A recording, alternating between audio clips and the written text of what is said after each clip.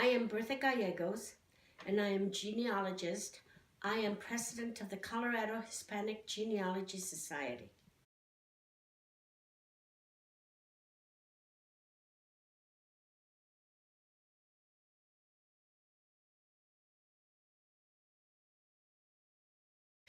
A genealogist researches the family history for reasons of medical issues, for reasons to satisfy our curiosity as to how our ancestors lived, how they ran their government, how they coexisted with the Native Americans, and how we dealt with religion.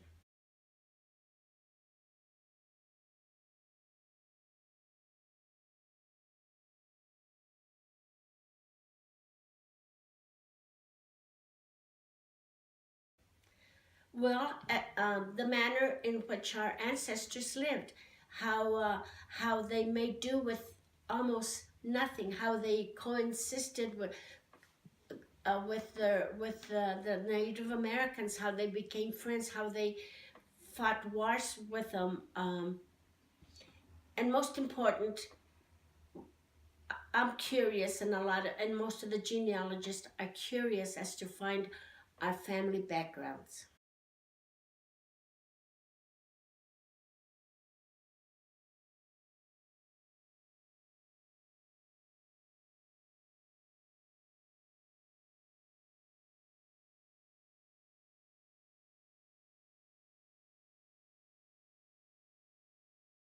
Religion was very important in a matter of death. They always had to be buried in the church, and a lot of the important people were buried in the church.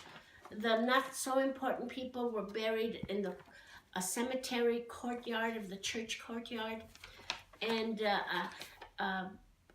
deaths were very, very often because we didn't have the medical facilities that we have now. In fact, a doctor sometimes didn't even live in the village. The people had to depend on the most knowledgeable person, and they were called the curanderas, and those were the people that dealt with finding the herbs. They dealt with herbs a lot, and so the villagers depended on the curandera to be their doctor.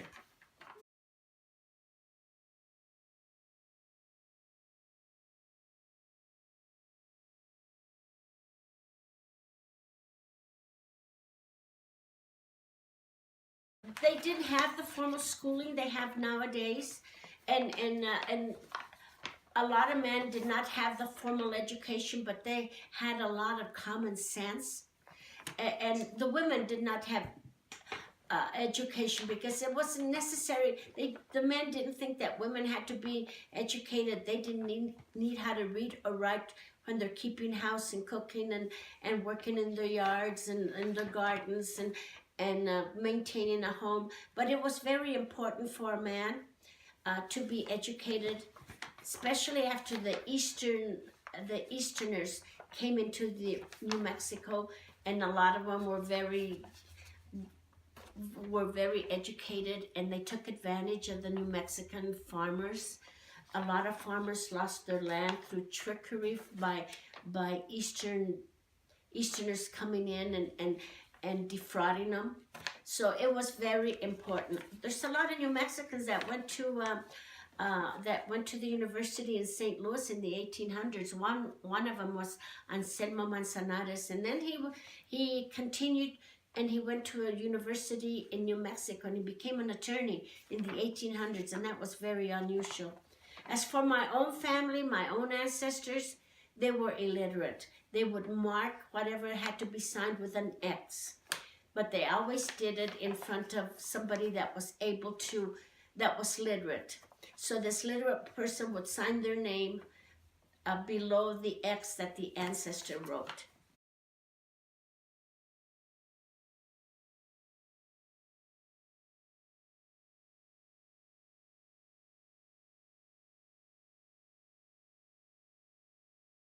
it was a very, very arid land, and water had to be brought in to irrigate the farms. And for that, the ancestor settlers used the method used in Spain, and it's called acequias, irrigating ditches. And so that's when they had a good winter with a lot of snow, that really built up the snow, and that gave the farmers a very good spring and summer. And the summer rain was very, very beneficial, and that way the farmers didn't have to spend that much time irrigating because the water was coming from the heavens.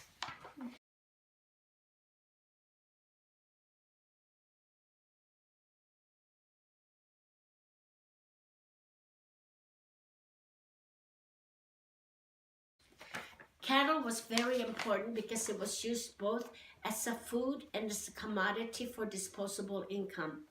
Like a farmer had a lot of cattle and the other neighbor didn't have that many, so the rich farmer would sell a cow or a calf to get cash money to be used by the family.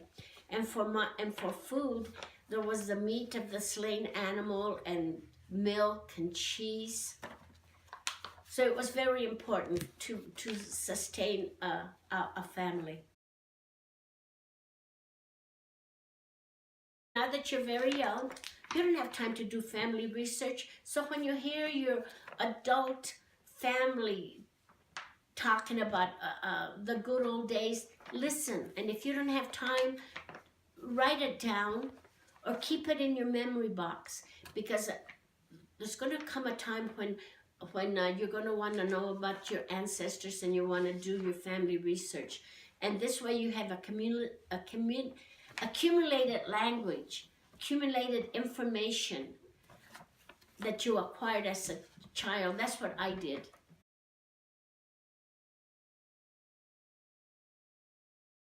Family history is passed down from generation to generation. And not everything is written down in history books. Like, for instance, it was not written down in history books about all the skirmishes and how they went about it, that the New Mexican settlers had to with the Native Americans. As for my ancestors, they were on one side of the family, they were military, and they served in the Presidio. That's what it's called, the Presidio in Santa Fe. It was like the main military fort, and the history books don't tell us about it. Okay. But that information is passed down from one generation to the other, and that's how I acquired it. Oh, I have learned a lot about our government in New Mexico. About I didn't know that my great-grandfather was a Civil War veteran, or my great-great-grandfather was commander of the Presidio in 1782 during the days of when the Revolutionary War was going on. The Revolutionary War was won with the help of the New Mexicans. King Charles of Spain taxed every resident of Mexico and New Mexico.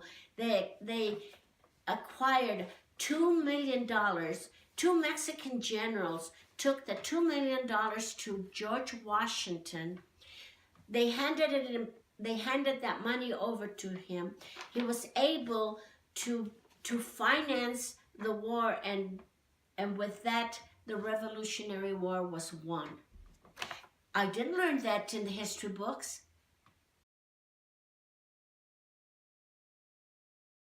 I have many, many friends that they started out being genealogy cousins that I found through DNA, and now we're great friends and a big family.